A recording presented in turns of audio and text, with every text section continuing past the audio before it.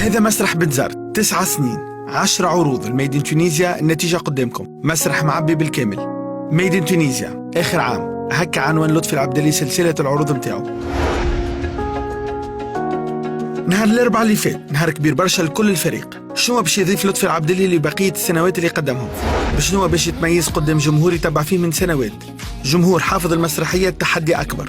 الأمور قاعدة تسهل بجمهور يكبر كل عام، وإلا قاعد يصعب مسرحية أغلب فصولها معروفة. نفرحوا ونضحكوا ولطفي معروف بابتسامته بكل شيء. ديما كومبليت تبارك الله عليه معناتها كها. ولطفي العبدلي بالطبيعة نقصوا له حتى ب50,000. والله لطفي كل ما ندخل له نعمل شو برشا يعجبني على الاخر. شو حفالي هكترا جمهور بنزرت محفلها تبارك الله عليه. صلي على النبي عليه. أنا جيتوا من تونس حتى لبنزرت. ساعة قبل 10 الفريق متاع لطفي جاهز لبداية عرض في ظروف طيبة. لطفي العبدلي هو مش مجرد ممثل يطلع يضحك الناس، هو مؤسسة وراس مال وفريق وراه من سنوات.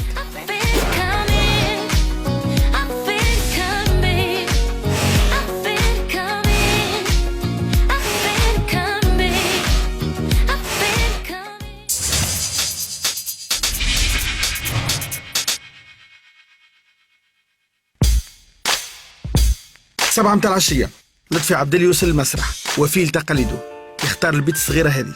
اللوج رقم 5 ما يبدلوش، هذه استراحة المحارب. بعد ساعتين لطفي عبدلي باش يكون على المسرح. البرا الجمهور يطالب ويغني، يحب المسرحية تبدأ، وكأنه إذا تعبت المدارج لطفي لازم يخرج للناس. البرا صياح وعياط، الداخل سلام وهدوء. المنقالة فقط هي اللي عندها السلطة على الفنان. بالعكس لطفي العبدلي قصر في الوقت مع كسكروت اللبلبي. كسكروت بنزرتي محرحر يعاون برشا. سي ما مانيير دو جيري لو ستريس. ما عنديش انا مثلا كونسونطراسيون قبل العرض، ولا عندي 5 دقائق قبل العرض كي باش نلبس حوايجي ونتلاهى بيكيبي باش نفهم روحي باش ما نعملش غلطه تكنيك. هذيك كونسونطراسيون تكنيك تتسمى، ماهيش كونسونطراسيون.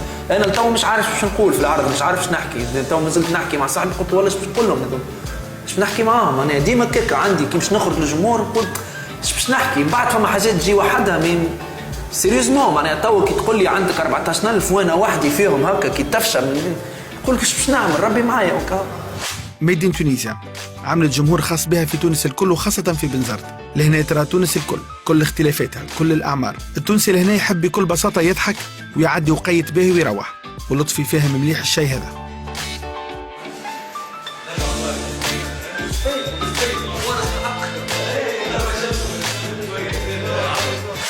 نغسل كل 4 حجامة كريم الله.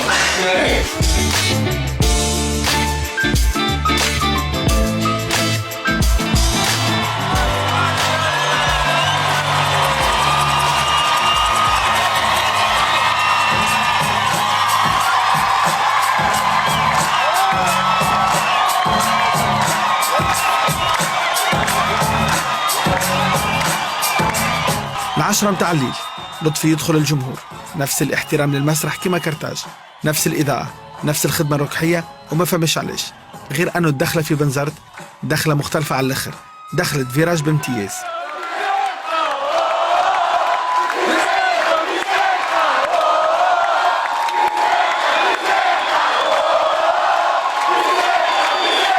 فما ببليك يجي باش يتفرج، وفما ببليك جاي باش يعمل عرض. على القليله 3 دقائق ولا 10 دقائق الاولين ولا ربع ساعه الاولين تخليه يعمل العرض نتاعو حقه. باش يجي يغني على بنزرت ولا على الاخر باش يغني على الكيب اللي يحبها، ولا باش يغني درا شنو تخليه. مش انا باش نعملها، مش انا باش سي با موا كي فا بروفوكي سا. انا باش نعمل له سبيكتاكل نتاعي وباش ننسجم معاه شويه باللي نجم. انا ما نفهمش في الكوره، ما ندخلش روحي وما نحبش ندخل فيها، خاطر اكبر حاجه تتهم فيها وتتسب هي الكوره، فهمتني؟ دونك لكن مشيت العاده مع ببليك بنزرت انه كي ندخل يعمل غنيته ويعمل جو واحد، وانا ما يقلقنيش بالعكس. مادامو شيخ يلزمو يقول نوع من الترحيب، هو خاطر كي يعمل لك غنيه هذيك معناها حطك من معاه في اللعبه. انت ماكش غريب عليه. انت بالنسبه لي هو صحيح انت بنزرتي فاتي على تونس كل اليوم مش معناها الجمهور. لطفي العبدلي ولات عنده طقوس خاصه وقت اللي يطلع على المسرح. يجيبوا له التليفون نتاعو، ما فماش احلى من تصويره المسرح كيما هكا. الفنان يوثق بتليفونه لحظات مزيانه ما يلقاهم كان على المسارح التونسيه.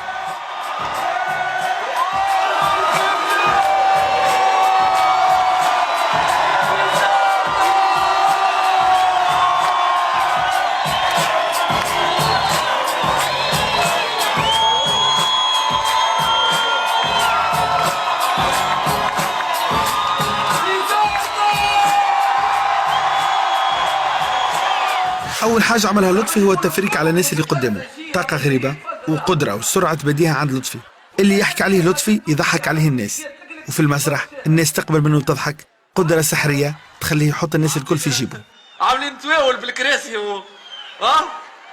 ودباب زمان زعما كل في اي بي قدام جمهور في كل بلاصة، في الكراسي، في المدارج، ما فما حتى مكان فارغ، الناس فوق السور، تحت الشجر، كل بلاصة توصلها العين تولي صالحة باش الواحد يحتلها من أجل ميدان تونيزيا.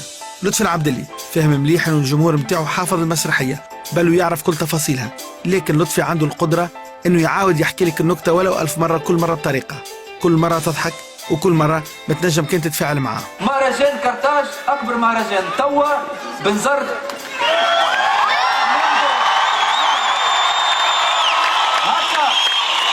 اليوم تبارك الله فما شكون في الشجر. حتى سمعت حبس معنا شي خير، ربي يسهل الحال، ربي يخليك. هاكا الليلة شيخ الواحد مدرتي، لكن في الببليك زاد تبارك الله فما برشا مخلطين حاجة قبيلة تستحى خمارة بعد تستحى ربي يسامح شو نعمل لك؟ سوى تسيف هكا هو ربي يهدي شو نعمل؟ بربي يا حاجة حسيتك جاية مع عائلتك وعائلة محترمة رفيكم. نحكي على الحاجة مش الحاجة هذه، الحاجة الأخرى هذيك اللي كانت تسعى، الحاجة هذه محترمة في بالك من المسرحية. ليه؟ غشوها قالوا لها بتاع السلامية عبد الله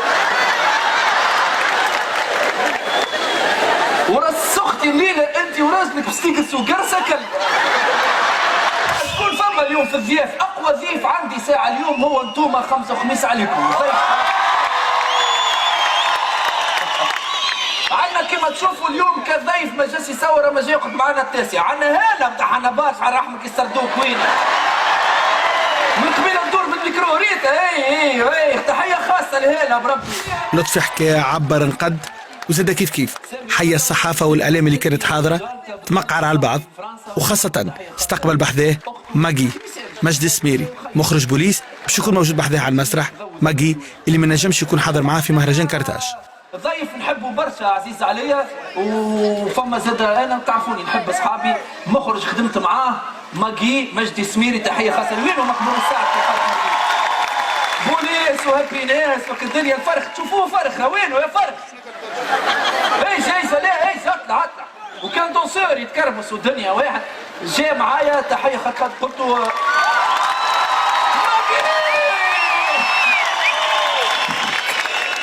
ربي يفضل برسي تحيه خاطر شفت الجمهور تمشي معناها واحد وحده قدام جمهور يا صاحبي.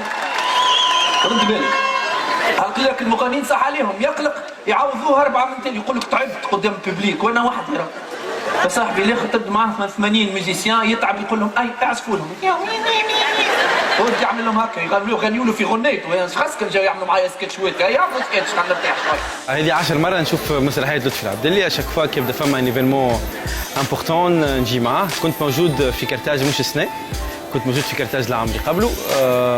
السنة فيكو ما نجمش نحضر في كرتاج، نلقى فما عرض مهم موجود بالنسبة للكارير تاعو. دونك بنزرت اللي هو ما يقلش أهمية على كرتاج، دونك جيت مع لطفي كيما هو زاد كان جات عندي ان ايفينمون مهم في حياتي كان يجي معايا. لطفي العبدلي عدي 2 ساعة ودرجين هنا، وقت الستاند اب في العالم ساعة. لطفي يحكي في كل شيء، في السياسة، ينقد في المجتمع، يضحك ويضحك على تصرفات التونسي بكل تناقضاته، يتحكم في الجمهور بشخصية قوية على المسرح. الناس كل والله العظيم لا الدنيا غلت الكيلو فلفل 5 على كيف لا لاحظتوا التوانسه شدوا كريس كان على الفلفل الغله والخضره كلها غلات، القرع على البطاطا كل شيء التونسي شدوا كريس كان على الفلفل. سيتو قبل رمضان بشهر والله مش معقول الكيلو فلفل 5 على لازم تاكل فلفل برشا زوز كيلو باناني فرهد وارخص. لطفي هو المايسترو في العرض، ممثل وحده في مواجهة الناس. فيهم برشا جاوا باش يضحكوا ويستمتعوا، وفما شكون جاي يحب يقلق. شفنا بعض التصرفات هدفها انها تقلق وتضيع التركيز، لكن لطفي هو اللي مسيطر.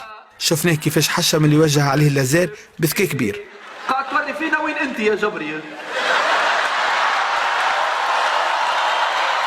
جبري شفناه زادا كيفاش يتعامل مع اللي يحاول يقص عليه التركيز نتاعو.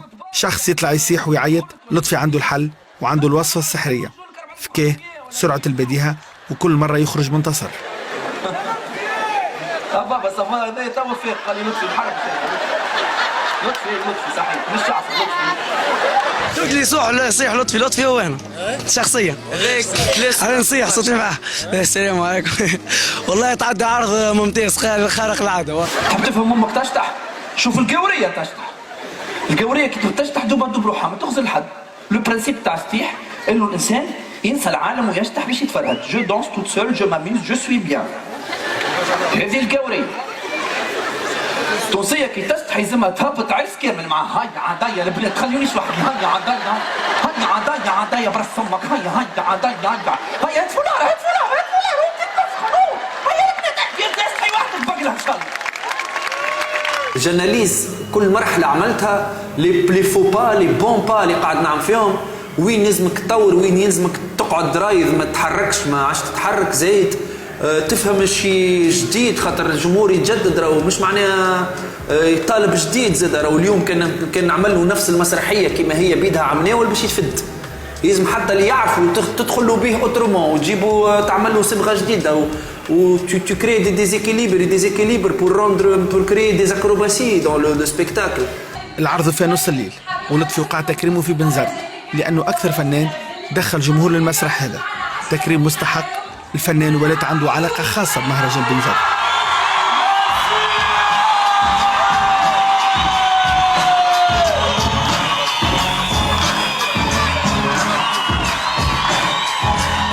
من احلى سهريات اللي تعديت في مهرجان بنزرت. انا حضرت بريسك الحفلات الكل. الحق يبقى هو باسكو سي ديفيسيل دو فيغ ريغ راهو البوبليك رغم جاي ورغم يتعاود ورغم البوبليك يعرف المسرحيات نتاعو il a réussi à nous faire rire et c'était une soirée très agréable. فريمون يعطيه الصحة يعطيه الصحة يعطيه الصحة. عجبني بالكدا كلامه الكل موزون عند اللي يفهم. تشوف معناها ولاد باب جديد ديما حاضرين كيما تشوفوا لطفي معناها نورنا خويا في بنزرت. ان شاء الله صاحبي نطلبوا من السلطات الكل باش ترجعنا سيرسين وترجع كلاي وكيما عب لطفي خويا يعبي كلاي وترجع صاحبي الدنيا الكل ماشيه ومحليها معناها هيك تشوف. نحب نقولوا لي انا نحبك برشا. بون كونتينياسيون بون كوراج وميرسي. بنزرت كامله تحبك. من بعد المشهد تعودنا عليه. الناس تحاول توصل للممثل وتاخذ من عنده تصويره سيلفي. ما بيناتهم نلقاو حتى السيد اللي كان يقلق في لطفي وقت المسرحيه المره هذه موجود يحب على سيلفي خاص به. ميدين تونيزيا آخر عرض في بنزرت طعم آخر معنى آخر حكاية أخرى. لطفي يحس اللي هو جزء من التصويرة هذه تصويرة مزيانة برشا. الخبر بعد ما تطبخ في الكواليس لطفي باش يكون موجود مرة أخرى في مسرح بنزرت نهار 21 أوت. عرض آخر لطفي العبدلي في بنزرت ولا محدد ورسمي وأكيد عرض يعاود به لطفي حلمة مزيانة مش حابة توفى. عندي كذوب فهمت مع البرودكتور نتاعي سلموا عباد قعدوا برا سلموا عزيز عليا بنزرت لو 21 اوت نعاودوا سهرية أخرى هناك.